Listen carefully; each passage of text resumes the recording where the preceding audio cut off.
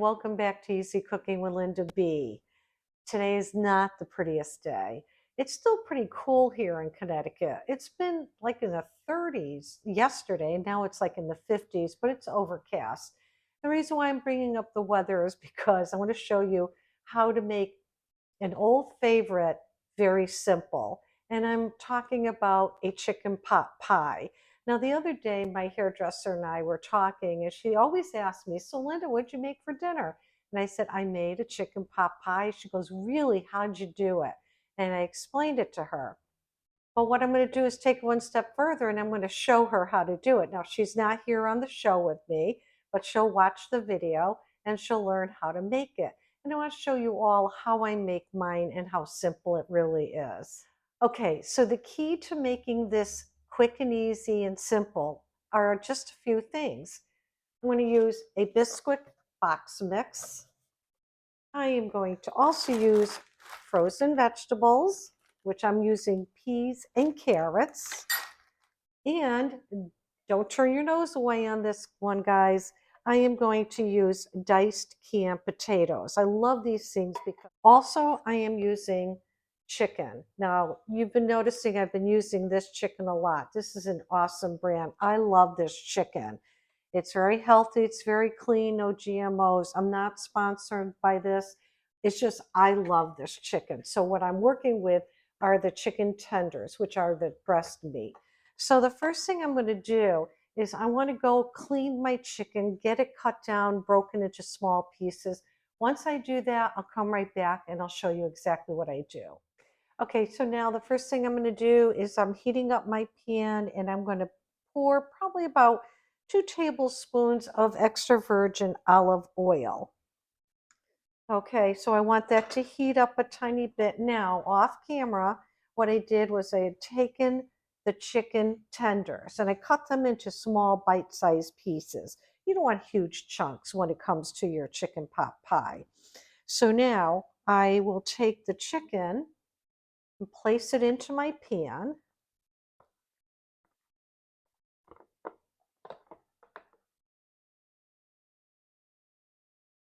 I'm going to elevate the heat just a tiny bit more. You always want to remember to keep that oil hot before you put food in. So don't do what I just did. I should have waited a little bit, but it'll be okay. It's just going to absorb a little more oil than I had wanted to. Now, I'm not working with any butter. For those of you who now know me, I'm on the Mediterranean diet, so there's certain foods that I will not use. But you can. You like it. Karen, I know how much you love butter, honey, but I'm not doing butter right now. So anyway, you could always add butter with your oil to flavor it if you want. Now, while the chicken is cooking here, I'm going to take some salt, not too much, and pepper. This is the time you really kind of want to season everything. Get those flavors inside of that chicken. Now in this ramekin here, I have a combination of fresh oregano and also rosemary. I have my little plants going over there and they're starting to grow. So I'm going to give this a shot. So I'm going to put this all over the chicken. And again, you may have guessed, thyme. Love this stuff. Sprinkle that all over. Okay, so now what you want to do is get this all mixed in well together. So what you want to do is you want to cook your chicken on all sides. You don't have to cook it all the way through because remember, it is going to go in the oven to bake and then it will finish cooking then. You don't want to dry your chicken breast meat out. So what I'll do is work with this and then I'll show you what I end up doing in the end here. Be right back. Okay, so now the chicken is really ready to be set aside. It's not thoroughly cooked, which is what we want. We don't want it completely cooked yet. So what I will do now is transfer it to my bowl here with all those lovely spices. I'm going to try to keep as much oil in there as I possibly can. Okay, just like that. And then I guess I am going to have to add a little more oil. And I'm going to increase my heat again because I did turn it down while I was cooking the chicken. So I'm going to add some more in. let this get hot.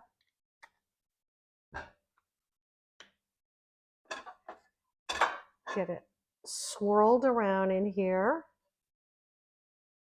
I'll tell you what, those spices, the fresh spices especially, smell delicious. They really, really do. Now what I have here is about a half of a large onion that I just diced. They don't have to be small. I'm just going to get them started in here. This is really, this and the garlic, which I'm going to add, is really about the only like fresh or non-frozen or canned vegetable that I'll be using. You can also buy your onions that are frozen if you want to. But I love the fresh flavor and the smell of the fresh garlic. It's just so delicious. I like to add some white wine. I'm using Pinot Grigio because this will also help prevent the garlic from burning and it will give it additional flavor. I'm going to increase the heat, cover it up, and I'll be right back. Okay, so now the onions, as you can see, have cooked down very well. And there's still a little liquid in here from the wine and of course also from the oil. So now I'm going to take my carrots. I really like these carrots. Actually, I'm going to put them all in. Might as well just use up the bag. And then I'm also going to take peas. Now, one thing, truth be told, my friends, I am not a big fan of peas. And I'm not alone. A lot of people out there are not big fans. There's some people that love them, which is great. But the only time I will eat them is when they're in soup or if they're in a chicken pot pie. And that's the same for you, babe, too, right, hon? Yeah, same thing for Bob. Get these cooked. And then also, this is a good point now to add the potatoes. So at this point, I'll get everything stirred in. Now I think what I'll do, especially because I have potatoes in there, is I'm going to add a little bit of salt. And that's about it, no more than that. Okay, so get these stirred around. I'm going to give them a cover, and then I'm going to let them cook for a little bit, and I'll show you the next thing I do. Frozen vegetables now have thawed. So what I'm going to do to make life simpler, I'm going to take my Bisquick, which has the leavening in it, and baking soda, and I'm going to take a couple I'm going to say a couple heaping tablespoons of the powder here, the Bisquick mix, and I'm going to put it all over the top, and now I'm going to stir it in because what I want to do is cook this flour because we don't want to be tasting raw flour. That was my oven. I have my oven preheated now at 375 degrees. So what I'm going to do is work with this. I'm going to stir this up. I want to make sure the flour is cooked, and I'll show you what I add next. Okay, so now most of the flour is cooked out, and I don't want to really work with it too much because I don't want to mash the peas and the potatoes. So I'm going to take some chicken broth. I always like using a low sodium chicken broth. And I'm going to put this in here. So the idea now is to cook the flour and to get it to thicken, because now I'm making filling for the pot pie. Simple so far, right? Doesn't seem like a whole lot of hard work at this point. It's just a matter of putting it all together. I'm going to continue to work with this, bring it to a boil, because when you boil your flour is when it thickens. If you underboil it, it won't thicken. So this is important. Make sure that happens for at least 1 minute. Oh, look at this. This looks so good. See, now it's bubbling. And as you can see, it's thickened. Oh, this is perfect. Now at this point, if you want to add some spices, you can, but I'm not going to because I'm going to now add back the chicken. So you even want those drippings in there because that's where all your flavor is. So just carefully add this in. I didn't want to put it in the beginning because I didn't want it to overcook the chicken. So I think this is a good point to add it. Okay, and now I'm just going to carefully stir this in. Just like that. Oh, can't wait to try this. So what I'm going to do is turn the heat off and I'm going to cover it because now I got to go grab a bowl and I'm going to show you how to make the topping. I'll be right back. Okay, so now I'm going to take my Bisquick mix here And I'm not measuring it out. I want probably about a cup, maybe almost 2 cups of this flour here. And I'm going to set that aside. And again, I'm going to add some salt and pepper and thyme.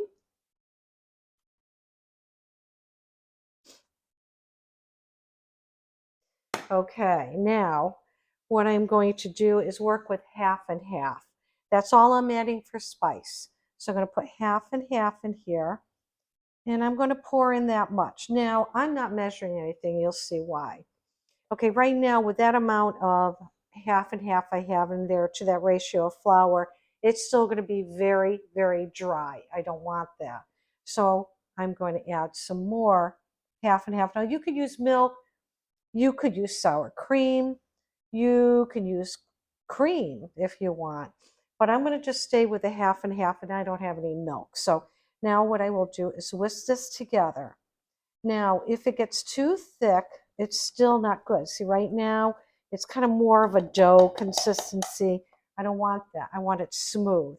So I will add a little more half and half. And I'm going to keep, oops, besides making a mess, I'm going to keep working with it until I get the consistency I'm looking for. Once I get there, I'll show you what it looks like. Okay, here's what I'm looking for. I'm looking for it to become a little thicker than a pancake batter. So I'm going to say what I have here is 2 cups of Bisquick with 1 cup of half and half.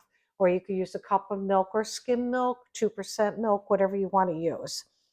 Okay, so now because this is a very large pan, I'm going to need Bob's help because we're going to take this and we're going to put it into this casserole. Once it's in the casserole, then I'll show you what we do next. Okay, so one thing I want to do also, and I forgot to do earlier, but it's not too late. I want to take some cheese. We love cheese. I'm taking a mixture of cheddar and provolone and mozzarella cheese. 3 cheeses there. And I'm going to mix it into the batter. This is going to be so good like this. Actually, you know what? I think I'm going to put a little more in there. And I'm going to mix this together. And then what I will do now is pour this all over the top. And this is going to be the pastry part of the pie. See, super simple on this one. Not a lot of fuss. So just spread this out over the top like that. And of course, when it bakes too, it's going to spread out even more and it's going to puff up and it's going to be perfect. So now I'm going to take this, put it in the oven, and I'm going to say probably for about 30 minutes. But before that, I'm going to keep checking it. And then once this is puffed, browned, it's ready to come out because remember, everything's already cooked. So I'll show you what it looks like at that point. Okay, now while the pot pie is in the oven, there's something else I want to make. Now, my sweet YouTube friend, Karen Jones, Food and Family, love you girl, did a video and I saw it today. And when I see something, I have to try it. And this is one of the things she's done. She made onion bites. Now, I don't have everything she has. I'm going to improvise just a little bit, but I'm going to show you how I put mine together. And I'm going to direct you to go check out Karen's channel. She's amazing. She's been doing this for a long time. Beautiful Southern Belle. You will love her video. So again, these are called onion bites. So what I have here is diced onion. And her recipe calls for 2 cups. I think I have a little bit shy of it, but that's okay. All right, and then again, shortcut. I'm using Bisquick. The reason why I'm using Bisquick, it has the leavening in it that I need. And unfortunately, I don't have cornmeal. And that's what Karen calls for in her recipe. So again, I'm going to improvise.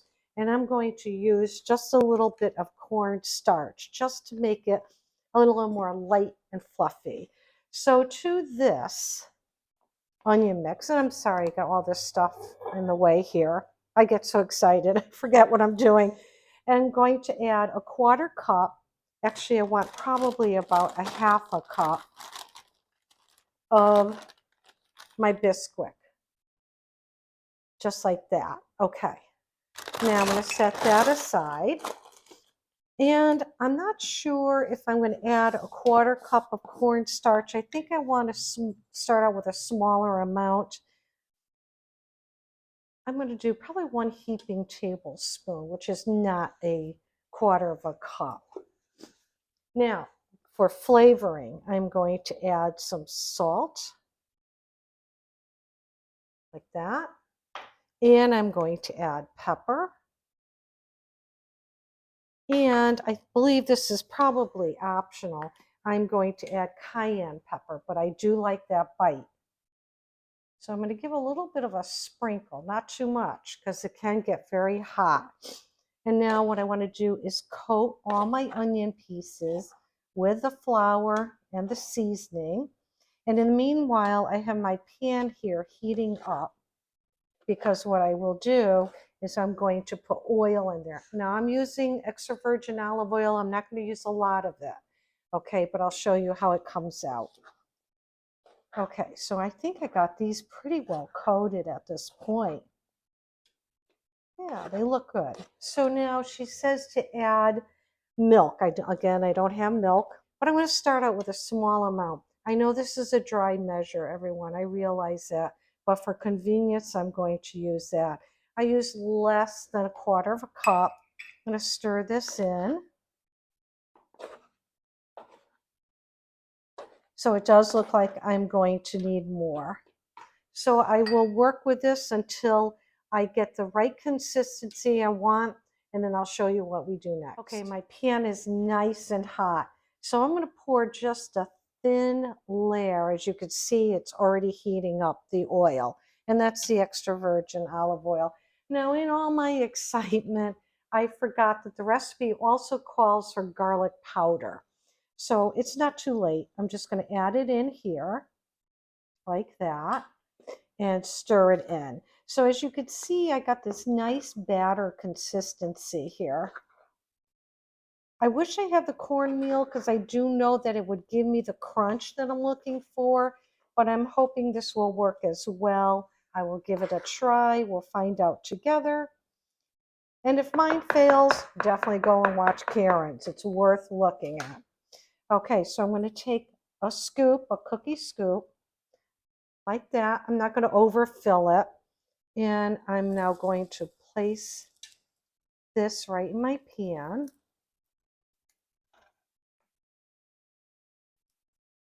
Like that. And put some more here.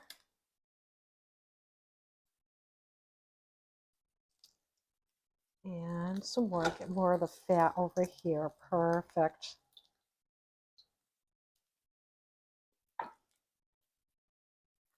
So right now I'll probably just make 4 nice size ones because I don't want to crowd my pan at this point. So I will work with this. I will let them start to cook. Ooh, I could already tell they're going to be beautiful. Look at that, bubbling away. It is gorgeous. It's only 20 minutes and it's now ready to come out. Show you what it looks like. Okay, here it is. The chicken pot pie is done. It only took 20 minutes. That's because I had the oven temperature at 375 degrees. So when it's hot like that, it's going to cook faster. Of course, the filling was already cooked anyway. So I'm going to let that cool. But I have those beautiful little onion bites that Karen made. Well, I made them, but Karen's recipe. But I have to tell you, hers are much prettier than mine. But let me tell you what, the taste is incredible. I had some, of course, I couldn't wait. So I'm going to try another little bite while I have you on camera. There it is. Mmm. Mmm. Even without the cornmeal, you still have a crunch. Very good.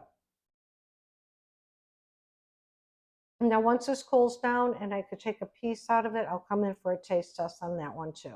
Okay, so now I'm going to take a piece out of here. like that.